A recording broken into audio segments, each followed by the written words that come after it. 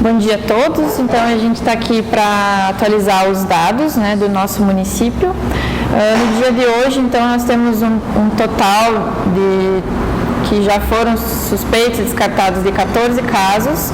No momento, 9 casos em investigação e 5 que já foram descartados. Continuamos, então, sem nenhum caso confirmado no nosso município. Quanto aos dados do estado de Santa Catarina, nós temos 177 casos em investigação. Esses casos estão distribuídos por todas as regiões do estado e até o momento 14 casos confirmados, que se concentram mais na região do litoral do estado.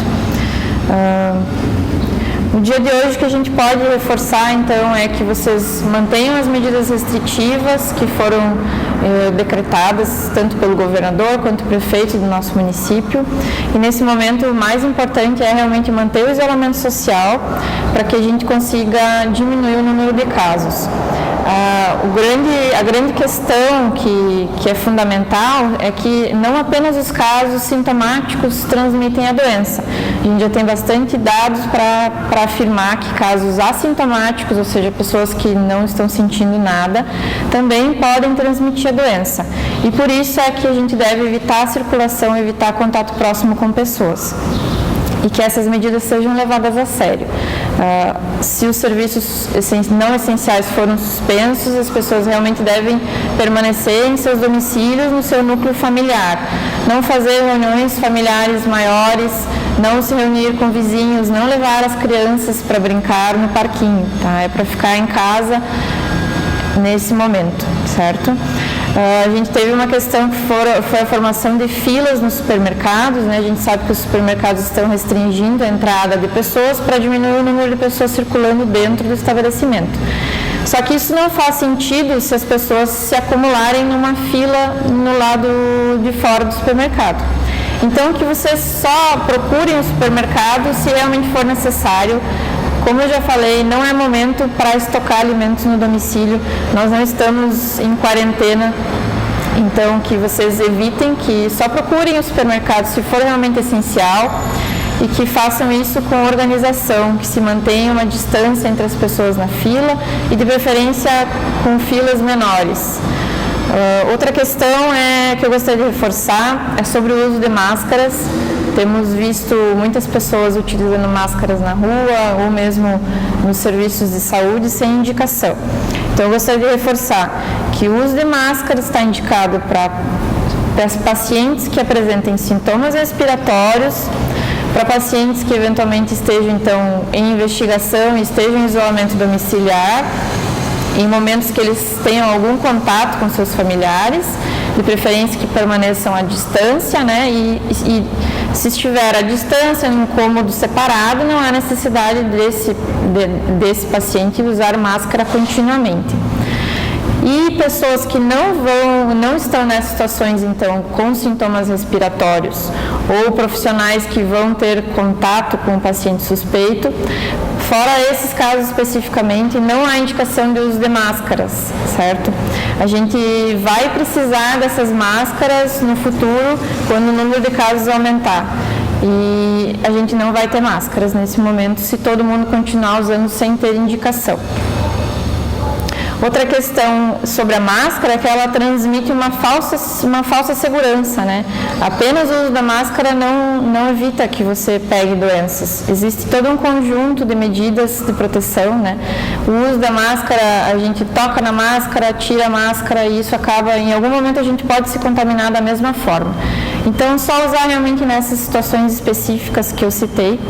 Fora isso, reforçar medidas de higiene das mãos e das superfícies, evitar tocar em maçanetas, corrimãos. Se fizer isso, que higienize a mão na sequência, evite tocar no dia a dia a face, né? Evite tocar os olhos, a boca. E também, então, reforçar a higienização das superfícies que são tocadas com frequência, porque elas também podem conter secreções e o vírus, né? Tanto o vírus, o coronavírus, quanto outros vírus, certo? Como o vírus da gripe, vírus do resfriado. Então, essas medidas elas servem para evitar várias doenças.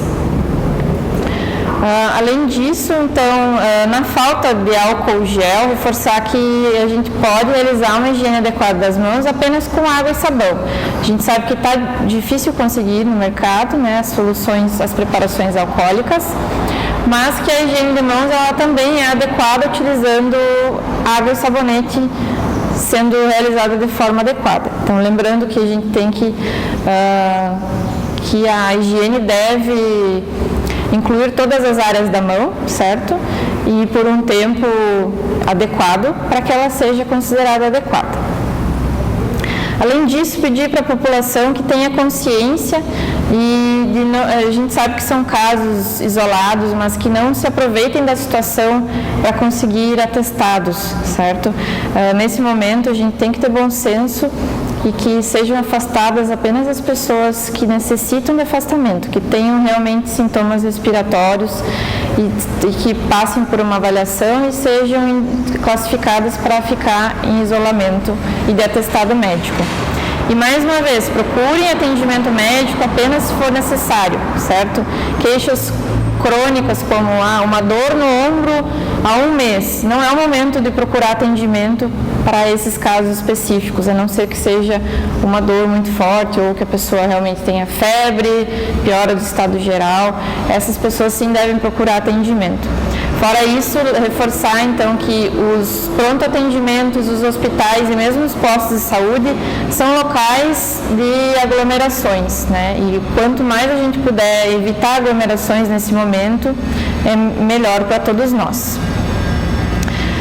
Aproveitar para lembrar que além da circulação do coronavírus em nosso estado, a gente tem circulação de outras doenças, né, como a dengue, reforçar os cuidados para que cada um aproveite esse momento para olhar para a sua casa e tentar eliminar possíveis focos de proliferação do mosquito da dengue.